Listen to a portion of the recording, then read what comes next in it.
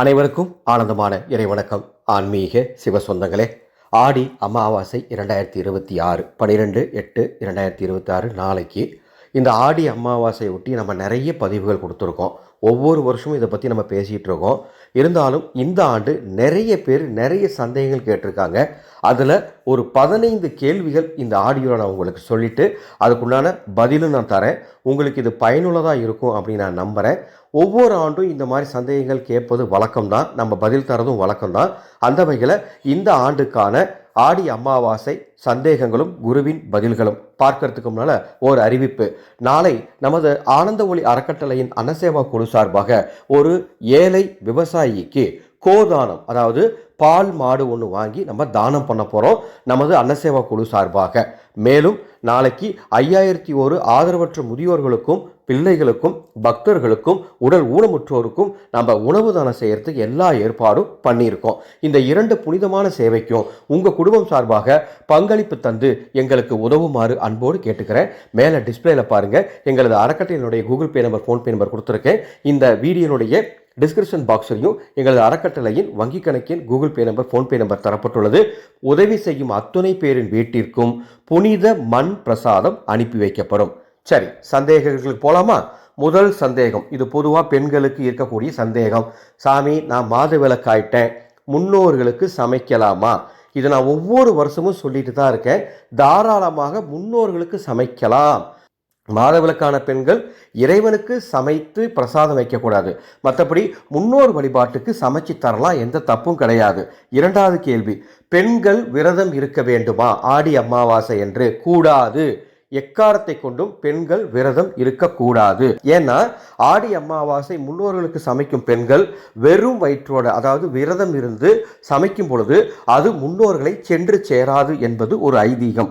மூன்றாவது, ஆண்கள் தர்ப்பணம் தருவதற்கு முன்பாக உணவு எடுத்துக்கலாமா? கூடாது. நீங்கள் வீட்டில் தரதா இருந்தாலும் சரி, ராமேஸ்வரம் போன்ற புனித நீர்நிலைகளுக்கு சென்று தர்ப்பணம் தருவதா இருந்தாலும் சரி, தர்ப்பணம் தரக்கூடியவங்க வெறும் வயிற்றில் தான் போய் தர்ப்பணம் தரணும். அதன் பிறகு தான் நீங்கள் உணவு எடுத்துக்கணும். நான்காவது, தர்ப்பணம் யார் கொடுக்கறது? தர்ப்பணம் தரது ஆண்கள் தான் தரணும். பெண்கள் வீட்டில் படையலிட்டு வழிபாடு பண்ணணும். ஐந்தாவது கேள்வி, தர்ப்பணம் செய்ய முடியாதவங்க என்ன செய்யறது? சூழ்நிலை காரணமாக என்னால் தர்ப்பணம் பண்ண முடியல, வீட்டில் படையல் போட்டு கூட முன்னோர்களை வணங்க முடியல சாமி, நான் என்ன செய்யட்டும் அப்படின்னு இந்த கேள்வி நிறைய பேர் கேட்டிருக்காங்க. உங்களுக்கு நான் தர ஒரே ஒரு ஆலோசனை என்ன தெரியுங்களா? கோதானம், அன்னதானம் நமது அறக்கட்டளை பண்ணுறோம் இல்லையா, அதுக்கு உதவி பண்ணுங்க. அல்லது உங்கள் வீட்டின் அருகில் இருக்கக்கூடிய ஏழைகளுக்கு உணவு தானம் பண்ணுங்க. முன்னோர் வழிபாடும் முன்னோருக்கு செய்ய வேண்டிய கடமையும் சூழ்நிலையின் காரணமாக செய்ய முடியாதவங்க இந்த மாதிரி உதவிகள் செய்யும் பொழுது, அன்னதானம், கோதானம், இந்த மாதிரி உதவிகளை ஆடி அமாவாசை நாளில் செய்யும் பொழுது உங்கள் முன்னோர்களின் மனம் குளிரும், அவர்கள் புரிந்து கொள்வார்கள். ஆடி அமாவாசை நான் கோவிலுக்கு போகலாமான்னு ஒரு சகோதரி கேட்டிருக்காங்க. அவங்க ஏன் இந்த கேள்வி கேட்டாங்கன்னு எனக்கு புரியல. தாராளமாக போகலாம், கோயிலுக்கு போகணும் அன்னைக்கு.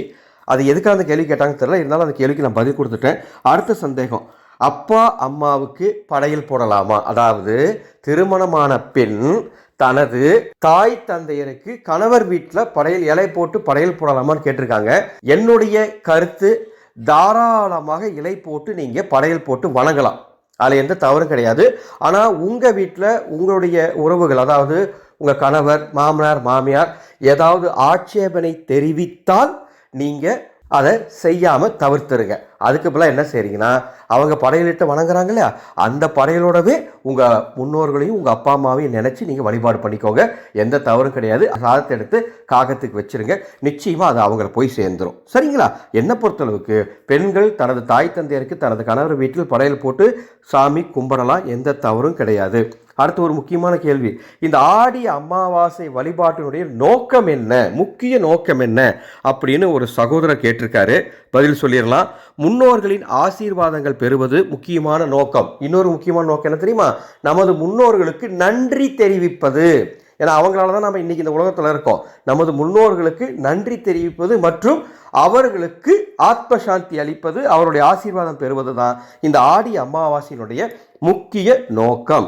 சாமி, எங்கள் முன்னோர்களுக்கு நாங்கள் அசைவ உணவு தான் படைப்போம், வீட்டில் அசைவ உணவு ஆடி அமாவாசை அன்னைக்கு படைக்கலாமா? ஒரு சிலருக்கு இந்த பழக்கம் இருக்குது, அவங்க முன்னோர்கள் அசைவம் தான் விரும்பி சாப்பிடுவாங்க. அப்படி இருக்கிற பட்சத்தில் உங்கள் குடும்ப வழக்கப்படி தாராளமாக அசைவ படையல் ஹாலில் வச்சு போடுங்க, எந்த தவறும் கிடையாது. அடுத்த கேள்வி, என்ன உணவு படைத்தா முன்னோர்கள் ஆசீர்வாதம் பெறலாம்? ஆடி அமாவாசை பொறுத்தளவுக்கு உங்கள் முன்னோர்களுக்கு பிடித்தமான உணவுகள் உங்களுக்கு தெரிஞ்சா அதை படைங்க. மற்றபடி தெரியலனா உங்களுக்கு என்ன சமைக்க வருதோ, உங்கள் வீட்டில் என்ன இருக்கோ அதை முழு ஈடுபாட்டோட சமைத்து நீங்கள் முன்னோர்களுக்கு படைத்து வழிபாடு பண்ணுங்க, நிச்சயம் நல்லது நடக்கும். அடுத்த கேள்வி, சாமி முன்னோர் வழிபாட்டு முதல்ல பண்ணணுமா, இறை வழிபாடு முன்னால் பண்ணணுமா? முதல்ல இறை வழிபாடு தான் பண்ணணும். அதாவது பூஜை அறையில் இறைவனுக்கு படையலிட்டு வழிபாடு பண்ணிட்டு அதன் பிறகு முன்னோர்களுக்கு படையலிட்டு வழிபாடு பண்ணுவது தான் சால சிறந்தது. அடுத்ததாக, படையல் எவ்வளவு நேரம் போட்டிருக்கணும் சாமி? அப்படி எதுவும் கணக்கு கிடையாதுங்க.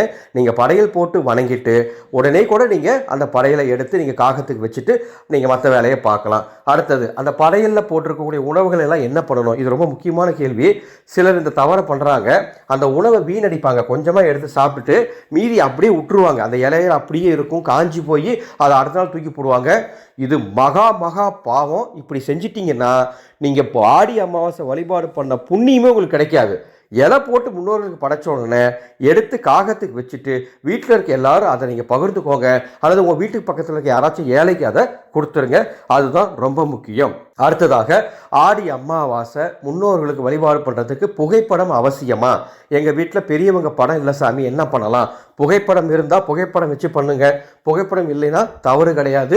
நீங்கள் அவர்களை நினைச்சு படையல் போட்டு வழிபாடு பண்ணலாம். அடுத்து கடைசியாக ஒரு கேள்வி, சாமி தர்ப்பணம் என்னால் செய்ய முடியல, ஆனால் நான் படையல் மட்டும் என் வீட்டில் போடுறேன். என் கணவர் சொன்னால் கேட்க மாட்டாங்க. எங்கள் வீட்டில் ஆண்கள் தர்ப்பணம்லாம் பண்ண மாட்டாங்க, அவங்களுக்கு இதெல்லாம் நம்பிக்கை இல்லை. ஆனால் நான் நம்பிக்கையோட படையல் போட்டு செய்யலாமா, முன்னோர்களை வணங்கலாமான்னு ஒரு சகோதரி கேட்டிருக்காங்க. தாராளமாக செய்யலாம். தர்ப்பணம் தராதவங்களும் படையல் போட்டு வழிபாடு செய்யலாம். 15 கேள்விகளுக்கு பதில் கொடுத்துருக்கேன். இந்த கேள்விகள் அத்தனையும் உங்களுக்கு பயனுள்ளதாக இருக்கும். ஆடி அமாவாசை முடிஞ்ச அளவுக்கு முன்னோர்களுக்கு செய்ய வேண்டிய முறையான காரியங்களை செய்யுங்க. ஏன் இதை ஒவ்வொரு ஆடியோலையும் வலியுறுத்தி நான் சொல்கிறேன் அப்படின்னா, நீங்கள் எவ்வளவு பிஸியான மனிதராக இருந்தாலும் சரி, நீங்கள் இந்த முன்னோர்களுக்கு செய்ய வேண்டிய கடமையை சரியாக செய்யலைன்னா கண்டிப்பாக அதனால் ஏதாவது ஒரு சிக்கல்கள் வர வாய்ப்பு இருக்குது. நம்ம வாழ்க்கையில் எந்த சிக்கலும் வராமல் நம்ம ஆனந்தமாக வாழுங்கிறதுக்காக தான் ஆன்மீக வழிபாடுகளாக நம்ம முன்னோர்கள் கொடுத்துருக்காங்க. அதனால தான் ஒவ்வொரு விஷயமும் பார்த்து பார்த்து சொல்கிறோம். ஆடி அமாவாசை முன்னோர்களுக்கு செய்ய வேண்டிய முறையான கடமைகளை ராமேஸ்வரம் போன்ற புனித தீர்த்தங்கள்கிட்ட போய் செய்யுங்க. ஒருவேளை உங்களால் அப்படி போக முடியல அப்படின்னா, நமது ஆனந்தோலி அறக்கட்டளை ஆடி அமாவாசை அன்னைக்கு ராமேஸ்வரத்தில் உங்கள் குடும்பம் சார்பாக உங்கள் முன்னோர்களுக்கு பிண்டம் வைத்து தர்ப்பணம் தருவதற்கு ஏற்பாடு பண்ணியிருக்கோம். அடியின் மேற்பார்வையில் சிறப்பாக செய்ய போகிறோம். நேரடியாக வர முடியாதவங்களுக்காக இந்த சேவை. பதிவு செய்ய விருப்பம்னா மேலே உள்ள வாட்ஸ்அப் எனக்கு தொடர்பு கொள்ளுங்கள். நாளை காலை, அதாவது 12/8/2026 அதிகாலை 3 மணி வரை பதிவு நடக்கும். பதிவு செய்கிற அத்தனை பேருக்கும் ராமேஸ்வர கோடி தீர்த்த பிரசாதமும் பாதாள லிங்கத்தில் வைத்து உயிரூட்டப்பட்ட கயிறு பிரசாதமும் வீட்டிற்கு அனுப்பி வைக்கப்படும். உங்கள் முன்னோர்களுக்கு ஆத்ம சாந்தி செய்யப்படும். உங்க குடும்பத்துக்கு தனியாக பிண்டம் வைத்து சடங்குகள் செய்யப்படும். சரிங்களா? ஆடி அமாவாசை முன்னோர்கள் அருள் பெற்று ஆனந்தமாய் வாழ்க. ஆனந்தம் மலரட்டும், ஆனந்த ஒளி பரவட்டும்.